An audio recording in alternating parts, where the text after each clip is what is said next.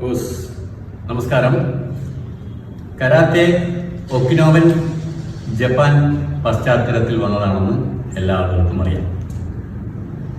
അതുപോലെ ഒരു ജാപ്പനീസ് പശ്ചാത്തലത്തിൽ നിന്ന് ഉടലെടുത്ത ഒരു ഹീലിംഗ് ആർട്ടാണ് ജിൻഷിൻ ജിറ്റ്സു. നമുക്ക് സുഖകരമല്ലാത്ത മാനസികമായ അവസ്ഥ അതിനെ കൺട്രോൾ ചെയ്യാനുള്ള വളരെ സിമ്പിളായിട്ടുള്ള പ്രയോഗ രീതികളാണ് ഇതിൽ വിവരിക്കുന്നത്.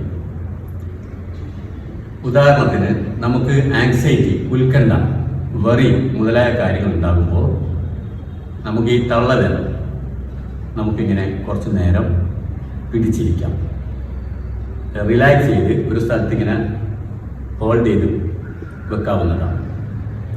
അപ്പോൾ നമ്മുടെ ആ ഒരു വെറി ആങ്സൈറ്റി എന്ന അവസ്ഥ മാറിക്കിട്ടുകയും നമുക്ക് മനസ്സിന് വളരെ ശാന്തത തോന്നുകയും ചെയ്യും.